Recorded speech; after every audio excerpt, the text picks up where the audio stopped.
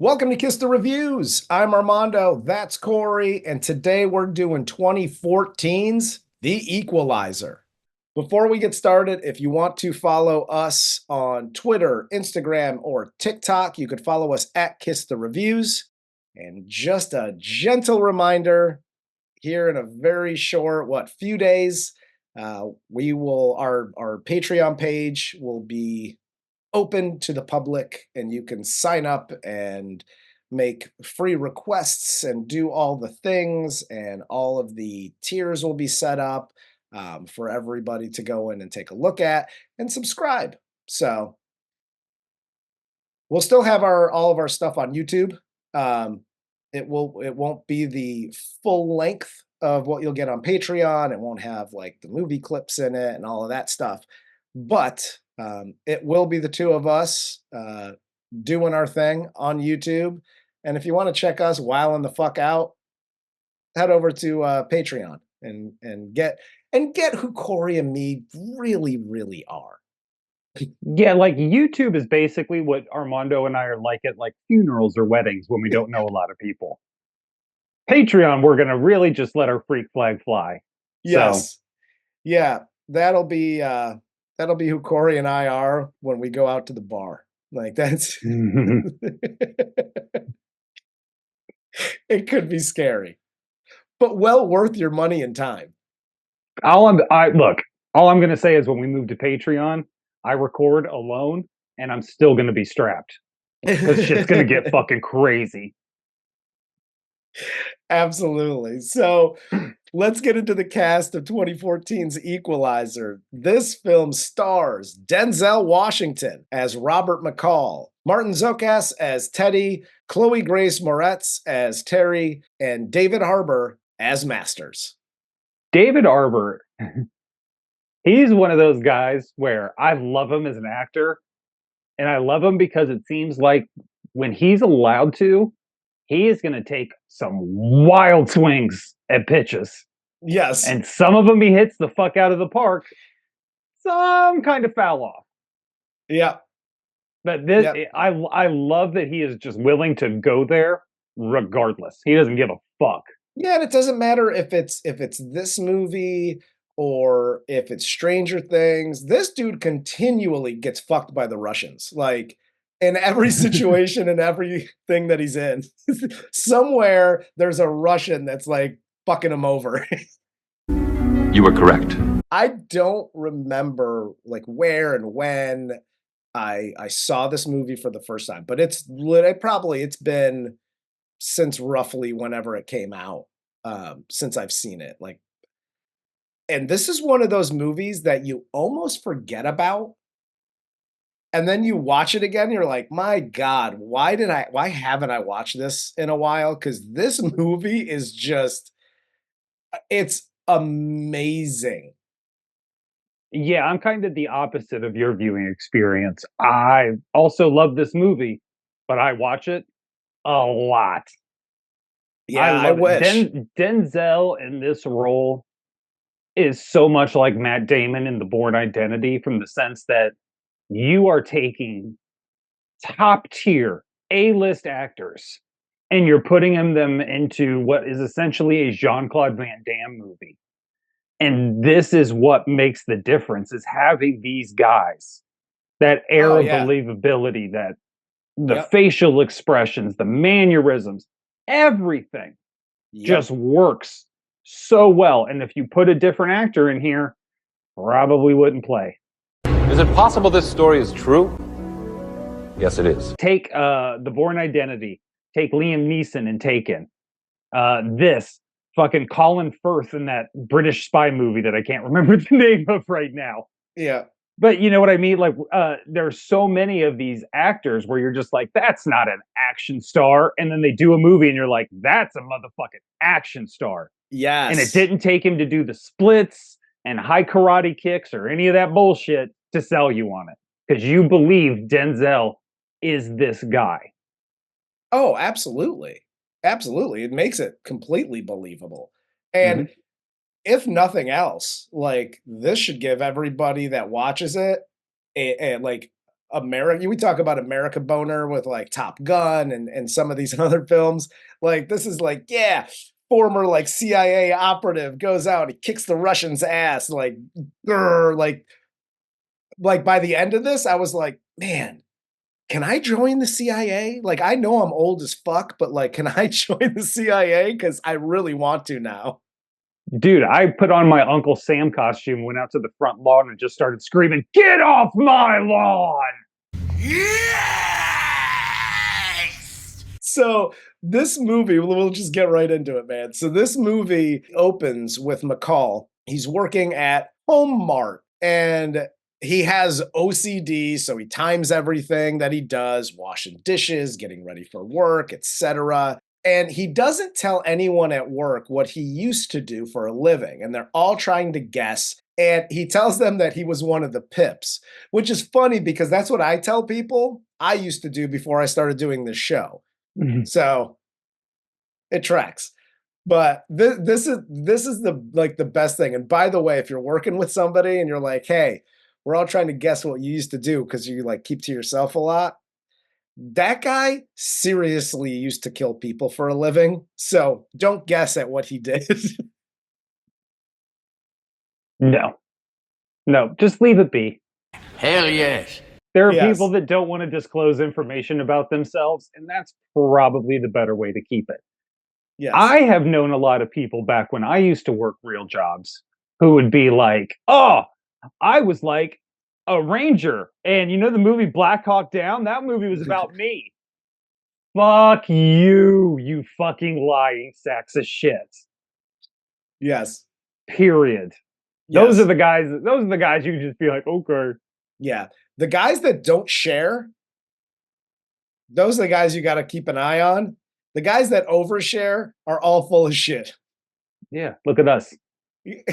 So McCall here befriends a hooker at a local diner, and he notices one time that they're meeting. He notices a bruise on her face, and this is when she starts talking to him, and she breaks protocol, and she actually sits down with him. While walking home with McCall, Teri, the hooker, gets picked up by her pimp, who gives McCall his card, and she's in trouble because apparently a client hit her and she hit him back, and that's how she got the bruise. And this becomes a whole thing. And even though like McCall is like, I just want to keep to myself and whatever, now he's like, like I kind of like her and she gave me a CD because she's using hooker money for like recording studio time or whatever she's doing, and I kind of like her now. Like she's like a friend of mine, so I got to help her out. He basically turning into like a one-man A-team at this point. Yeah, like if I had his skills, I'd like to think this is what I would do is just like somebody cut me off in traffic. I'm going to fucking murder your entire family. Like I'm just involving myself in everybody's shit for the rest of my life. Yes. Yes, Corey is not Liam Neeson from Taken. Like where it's like you stole my daughter, so now I got to come kill everybody that you know. Corey's like, hey, mailman, you took the mail out of the mailbox and you didn't put the red flag down. I'm killing your whole family now. You'd start murdering people for like little indiscretions. That's what real OCD looks like, Robert McCall. Fucking tourist.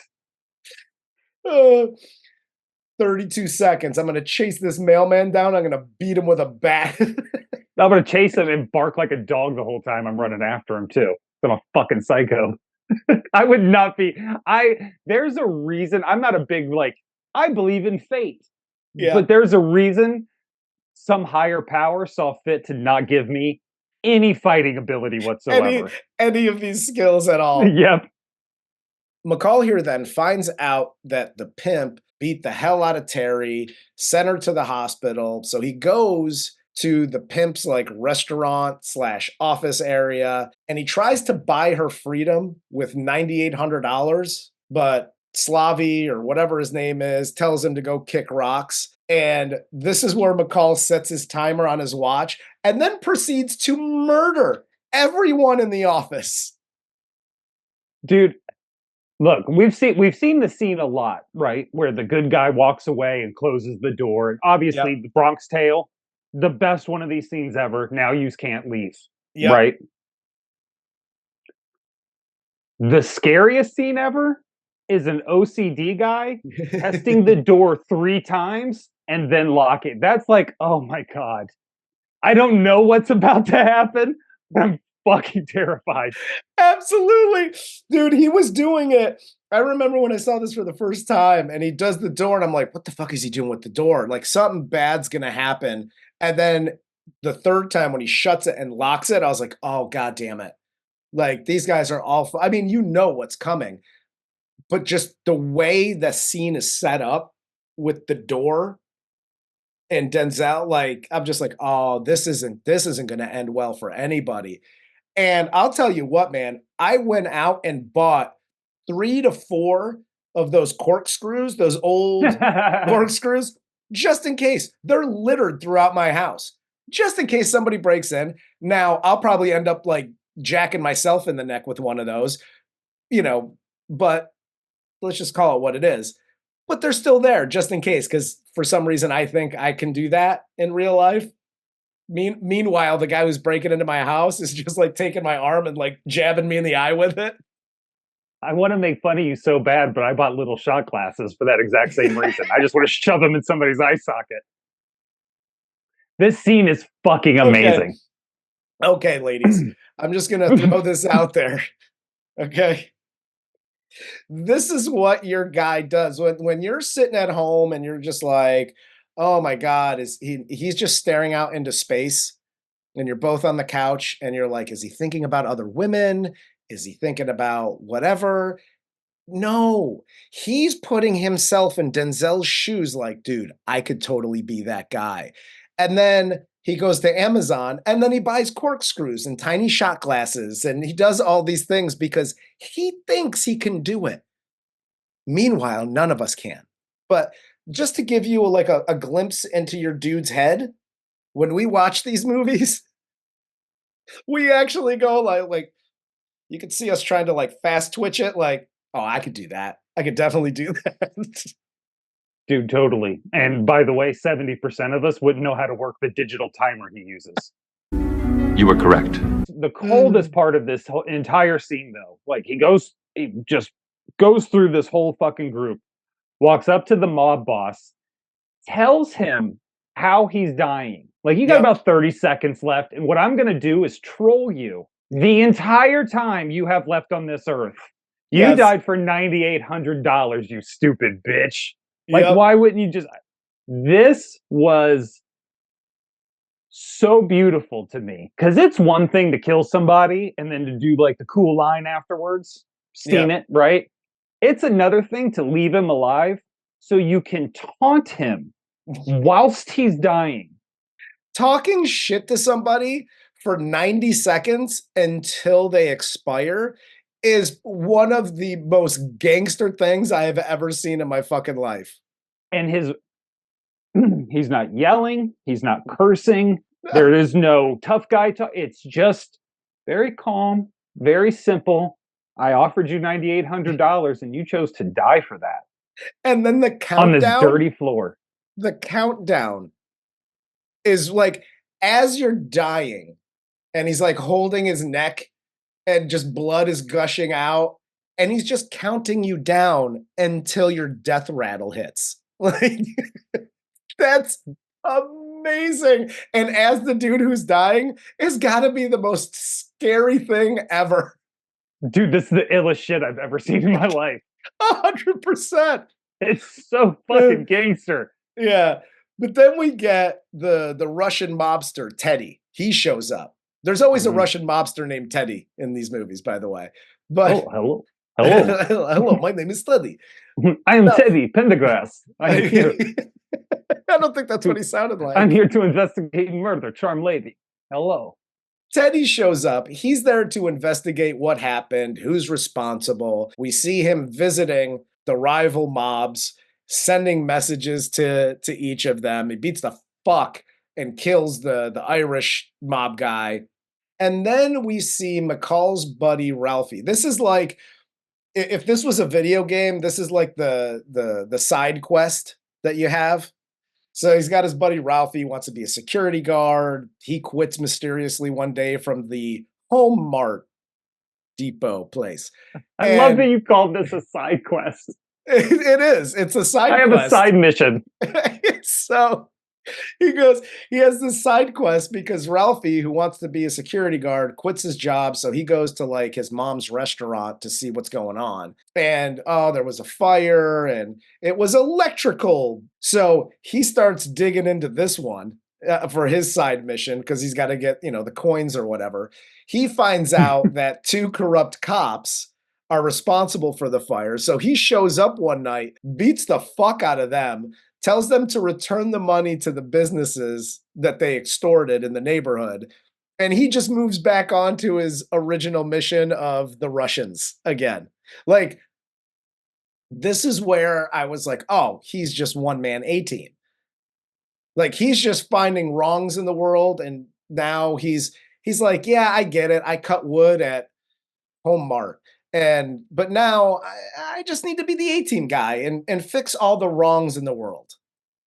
Yeah, basically he heard the words of one of our most sage philosophers who said, if you got a problem, yo, I'll solve it. Check out the hook while my DJ revolves it. Here, word to your mother. Yes, I would actually like to see Denzel and Vanilla Ice do their like DIY home restoration show. That would be great. God. I wouldn't, because that means Denzel fell off so hard.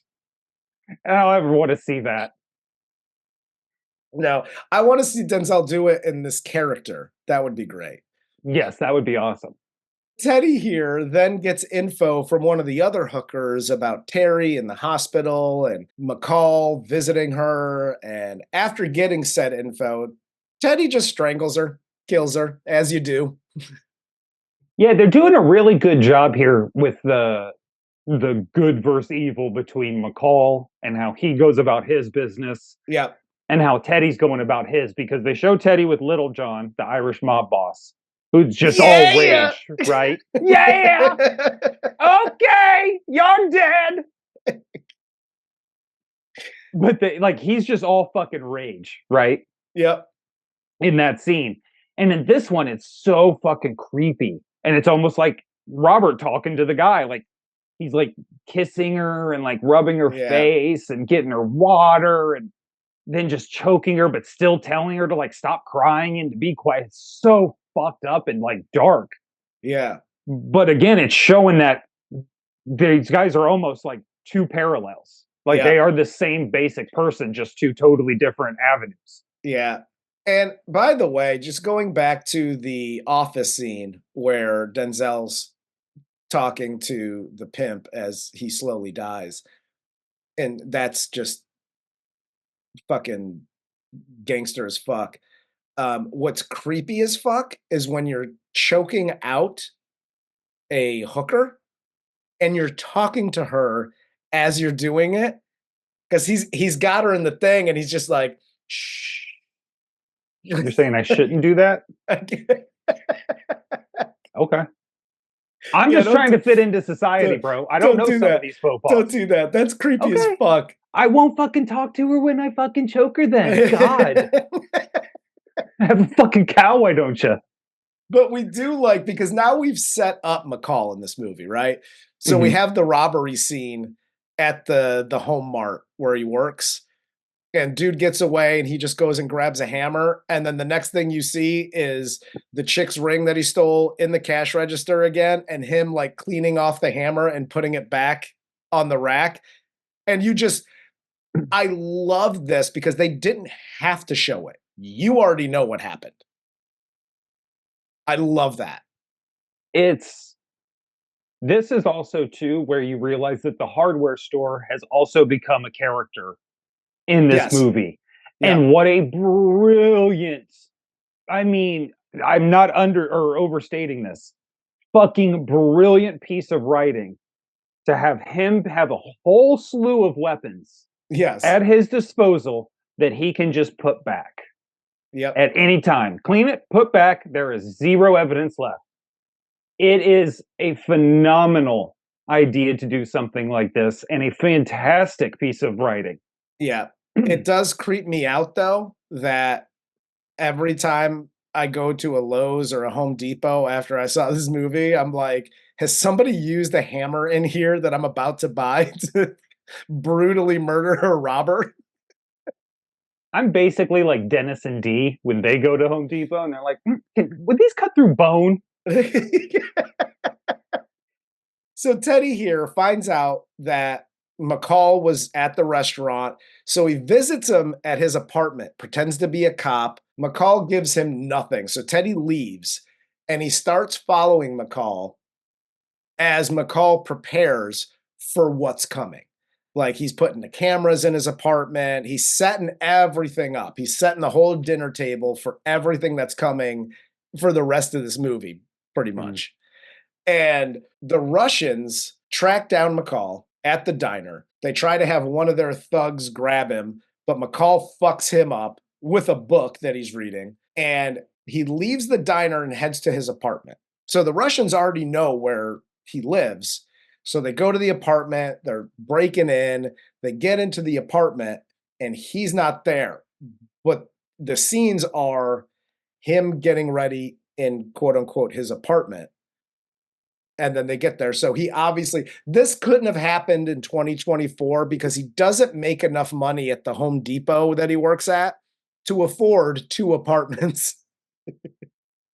Well, it pays ripping off the mob every now and again. Yes. But no, I love this scene too, how he sets it up where not only does he have like a plane ticket purchase, you know what I mean? Like he's got a plane ticket to Mexico. He's got this laid out. His clothes are gone. He has a bottle of prescription meclizine that he had refilled because that's for air sickness. Like the setup of the scene here, had Teddy not been involved, would have been like, okay, he's in Mexico. He bolted. Yep. Guy rabbited. It's over. We'll never find him now. Yep. It's another one of those nice little pieces of detail they're adding in. Yep. As the writer that it's so good. Yeah. Well, and it's almost one of these like, oh, he's leaving town and he knows that Teddy won't believe that he's leaving town, but then he actually does leave town to go visit his friends, Brian and Susan, played by Bill Pullman and Melissa Leo. We've talked about Bill Pullman.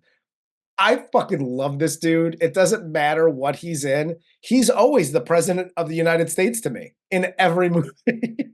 I wish Bill Pullman and Melissa Leo were really married. They look like such a dope-ass couple. Well, and McCall asks them, because they're his old friends from back in the agency, and he asks Susan for info about Teddy and the people he works for. He gets all the info from them, and he heads back home. And I love this line. By the way, you know, in these movies, you always have the one-liners, right? Yeah. A big one-liner coming from somebody. Melissa Leo delivers the line. He didn't come for help. He came for permission. This is how you direct that scene. This is how you act that scene. This is how you do everything revolving that scene. Because 9 times out of 10, it would be like, he didn't come here for help. He came here for permission. Wow! Right? Bong, bong. Yeah, exactly. Like, we're going. But it's such a dope line, and it's so quietly given that it's just in a conversation, and it makes it so much more believable. Yeah.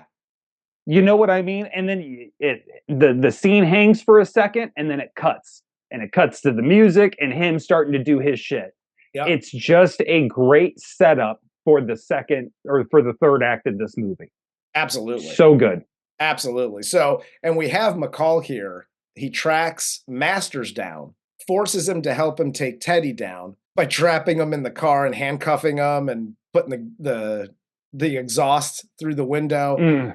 And Masters finally breaks down, takes McCall to the warehouse where the Russians count and stash like huge pallets of cash. And Masters also gives him the leverage on Teddy and Pushkin because he gives him the key to his safe deposit box. Mm-hmm. And then the cops get called and they raid the whole warehouse where all the money is and yada yada. And I love David Harbour here.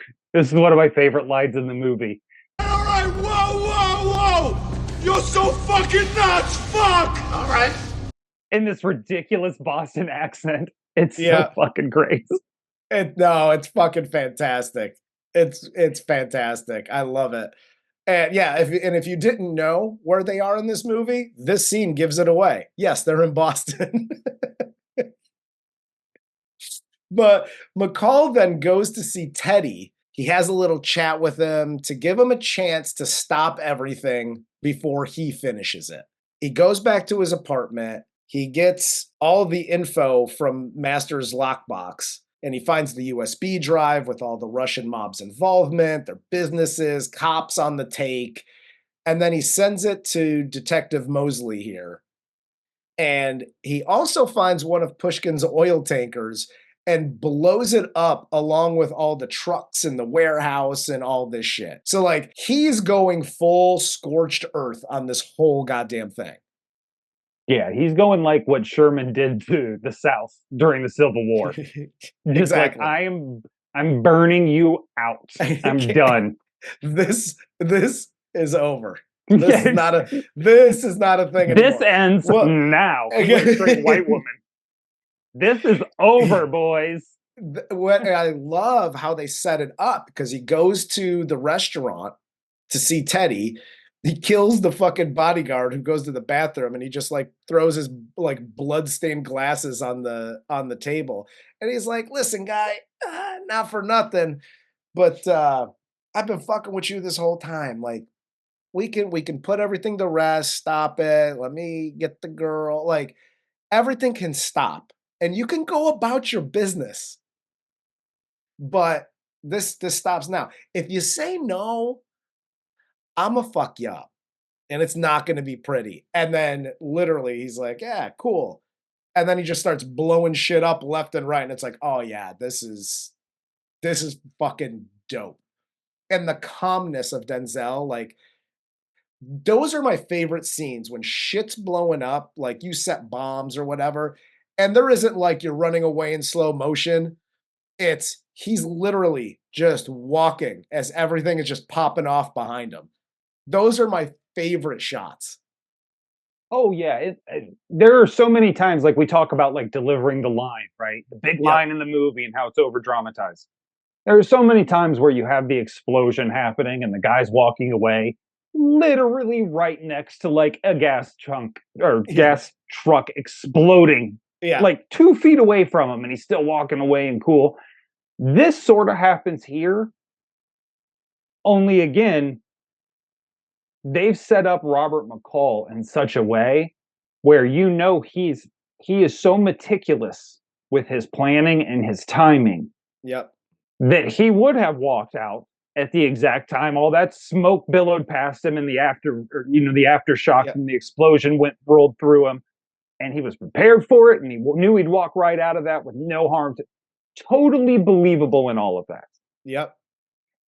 And that's, again, how you set up a character and why it makes it so believable and why it's not the cliched tough guys walking away from explosions kind of thing. Yeah, exactly. We also get Teddy calling in this like team of assassins who apparently used to be linebackers in like the USFL. And Teddy takes McCall's work friends hostage and then calls McCall. McCall shows up, kills a couple of dudes, frees Ralphie. Ralphie gets the others out the back door. And then Teddy shows up with the other assassins, and McCall gets to work. He basically, he turns the Home Depot here into his own like little, okay, this is my murder prison now. And he's turning off the lights. He's killing these guys one by one with tools from like the gardening section. And I am here for all of it. This is amazing. Yes, please.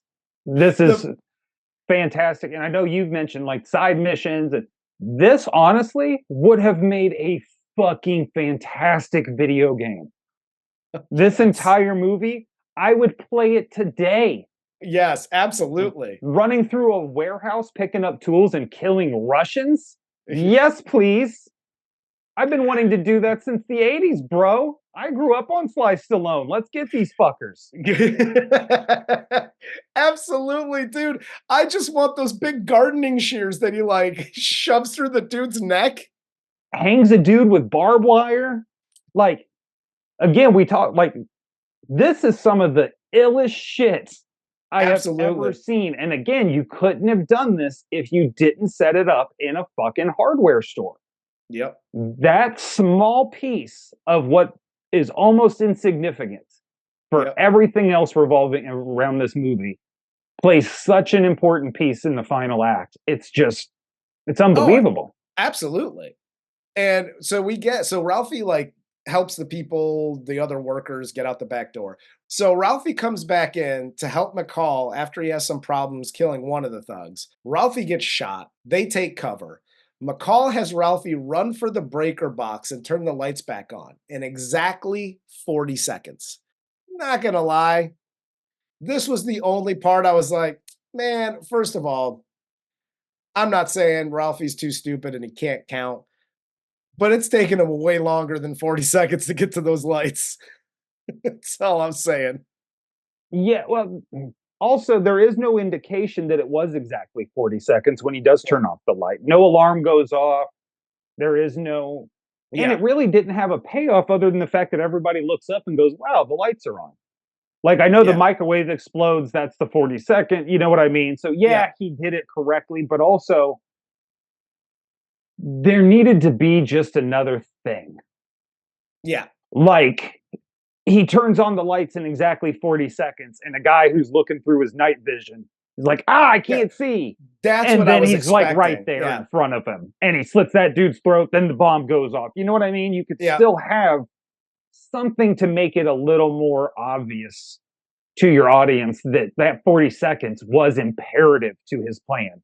Yeah, because it really didn't seem to be. No, it didn't. It didn't. But neither here nor there, I guess. Also, I have a question. Okay. How was the microwave running when the power was cut off to the whole place? Was the power cut off or just the lights?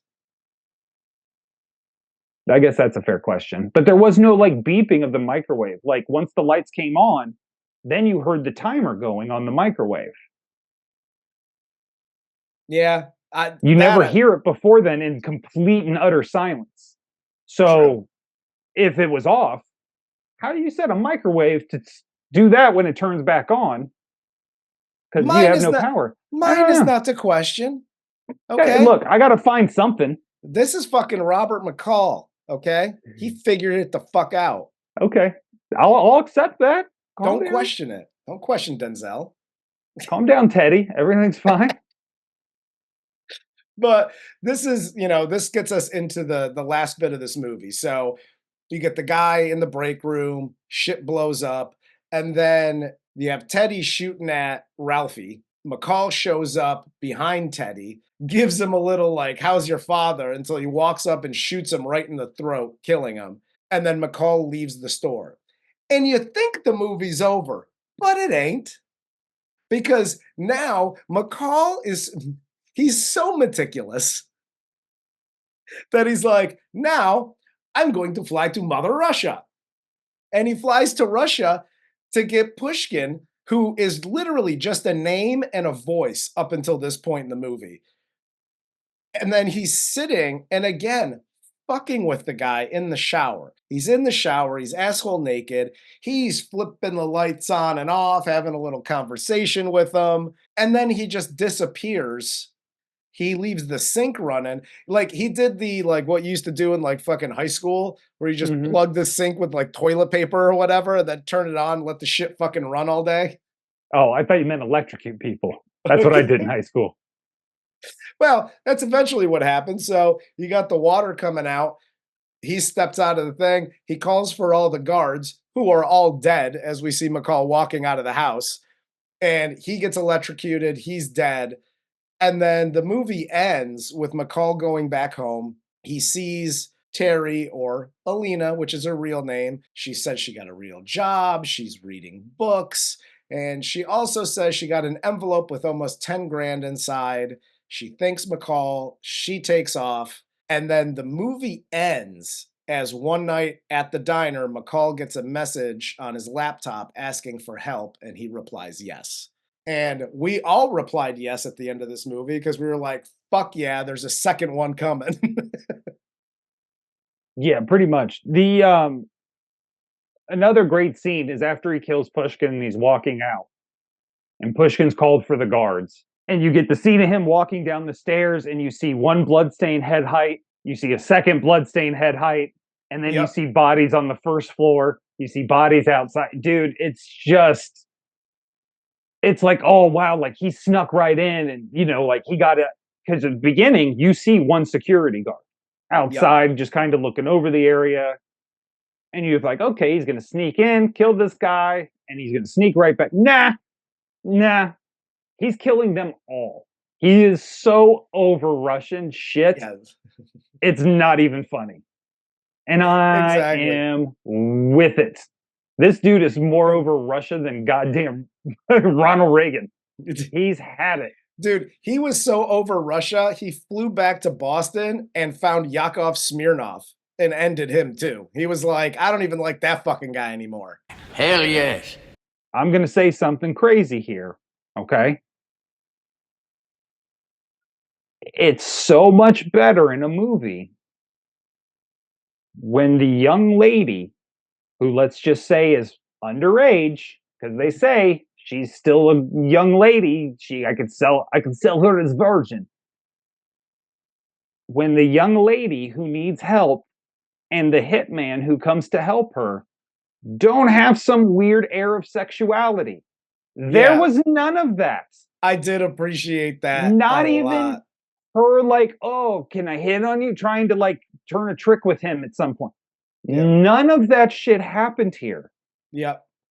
That was such a bucking breath of fresh air.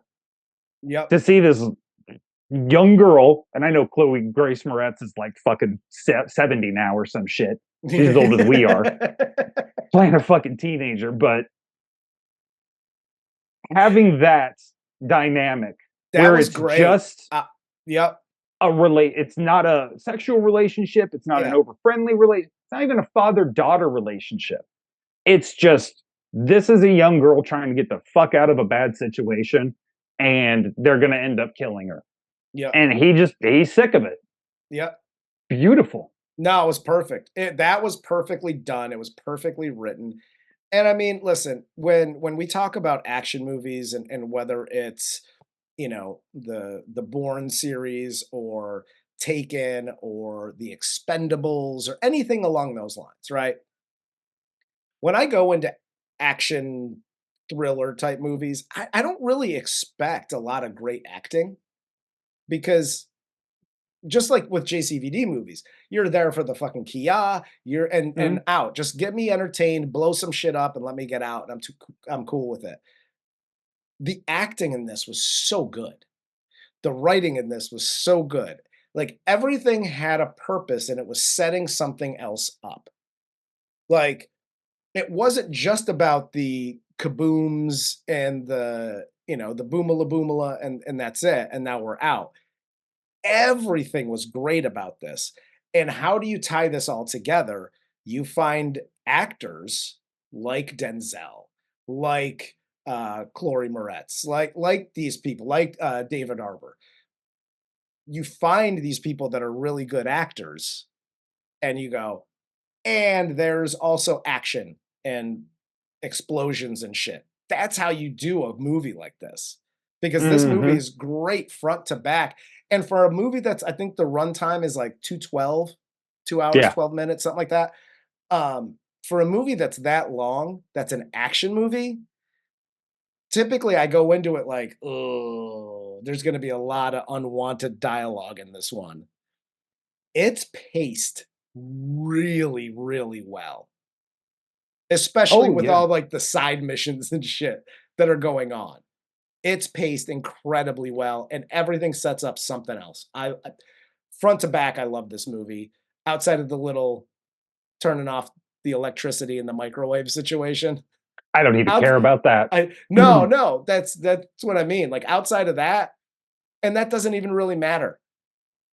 No, that's just one stupid thing that popped in my head at the last Yeah. second. Like, hey, wait a second. The power was off. But yeah, no, I mean, look, dude, I'll sum it up very simply. If you have Antoine Fuqua and Denzel Washington paired together, I'm fucking there. Period. Yeah. I don't care what they're doing. It could be Denzel eating cat food for 3 hours. I'm probably going to watch it and be very entertained by it. Yes. As long as there's some slow-mo shots of him eating the cat food, that would be great.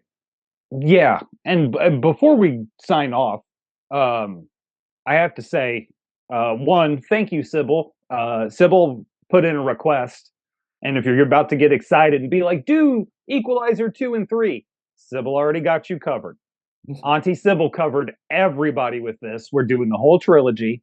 And she specifically wanted this done, Damien, to break up some of the JCVD in our lives. So Yeah. a wholehearted, God bless you. I wish I believed in God, so I meant that shit. But, you know, still, I hope nothing bad happens to you. And even though he hasn't made a PayPal request because he's cheap as fuck, shout out to our boy Jeremy Austin. Yeah. He comments all the time. He's watches everything we do. You're a good shit, dude. We really appreciate it. And Absolutely. you know, follow us on Patreon, bro, and then throw us some requests. Yes. Yes. Requests are free on Patreon. I have a feeling that list of free requests is gonna grow very quickly. Yeah, that actually brings up a very good point. If you request on Patreon 18 movies, one of them. I'm doing motherfucking one of them, and I'll get to the other 17 when we get to them. But I'm telling you right now, you ain't getting 18 goddamn movies in a row. Show some fucking restraint, people. My God, you're savages sometimes. We'll end it there. Fucking savages, bro. Yes, yes. Y'all are menaces. Menaces. My brain can't handle it. I'm very sensitive, and I see a list like that come out, and I immediately shut down. And I'm like, Corey, you handle it. I can't. Yeah, it's like I'm flattered, but also I ain't reading a book. You Fair fucking enough. nuts. For Corey, I'm Armando. This is Kiss the Reviews, and this was 2014's The Equalizer.